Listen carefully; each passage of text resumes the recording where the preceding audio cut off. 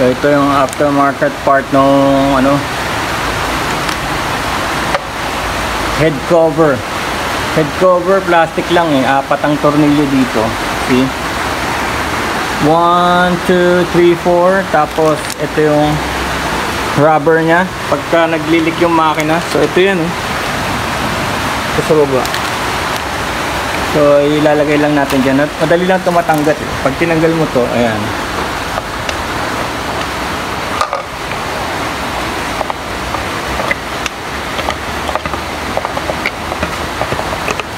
See, yan yung pinaka valve, 4 valve. So ito, ang gagawin mo dito ay TDC mo. May nakalagay dyan oh, ayan oh. Itong naiikot to eh.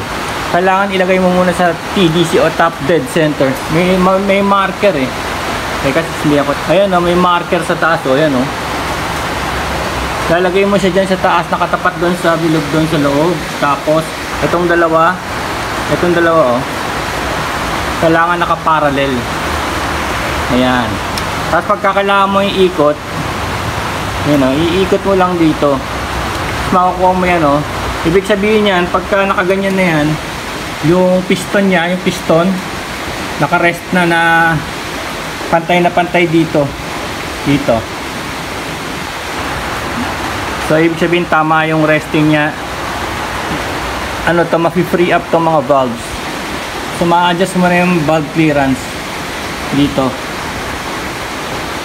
Kailangan natin ng filler gauge kasi oh, medyo gumagalaw. Nakikita nyo ba yan oh? Ayan oh. Ayan yung clearance oh, ayan. Nakikita nyo, ayan oh. Ayan yung clearance. So parang pantay naman siya kasi ito yung ano eh, intake, ito yung exhaust, yung papunta sa exhaust. So ito nasa ano to eh, 0.5. Ito yata yung 0.5, ito 0.10, 0.10. Ayun, nakikita nyo. See? Hindi naman siya, hindi siya dominanting maluwag. Parang tama rin ng ano niya. Pero kukunin ko pa yung filler gauge ko sa loob eh. Ito naman, ito yung timing chain.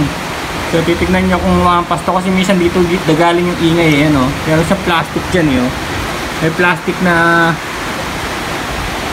nagdadump nung pagampas ng timing chain. Ito at saka ito. Plastic yan, ayan oh. Ito. Tignan nyo, yan yung nagpapahigpit ng chain oh. Ngayon pag yan ay maluwag, yun, doon yung naririnig yung sound. Pero so far maganda naman siya oh. Maganda yung itsura niya.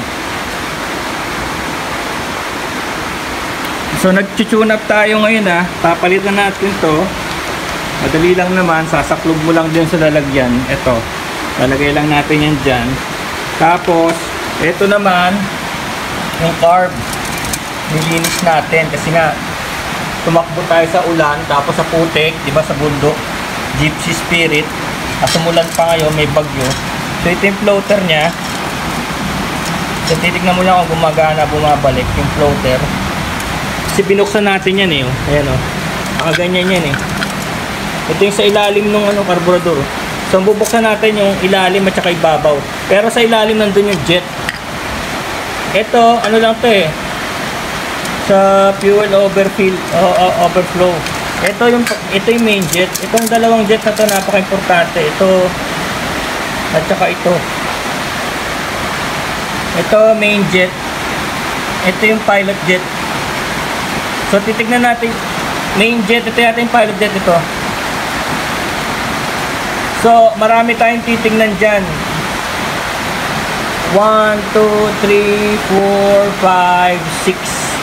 Titignan natin kung hindi barado yan. 1, 2, 3, 4, 5, 6. Yan ang mga main na titignan natin. Pagka barado yan, kailangan sundutin natin yan ng stranded wire. Sundutin natin ng stranded wire para mawala yung bara. Nag-accumulate yung mga dumi. Kaya ano, stranded wire lang pwede na yan. Tapos linisin na rin natin. Ito. Pa dito. Nagpalit na rin ako ng spark plug bali. Spark plug bago. Okay. Ito yung sabi ko sa inyo gagawin natin. Valve clearance, carburetor, spark plug, tsaka yung importante yung gasolina. Tignan natin baka may nag-accumulate na mga tubig sa loob ng gas tank. Okay. Talaga napasabak to, no? Sa bundok, oh. Pasabak talaga siya. Ay, nako. Sige. Ano na gagawin natin? Sa carb naman, magandang gamitin to kasi ito high pressure, tapos may chemical, may alcohol, panlinis. Bubugan natin dyan, ha, pero wear protective glasses. Ayan, ha.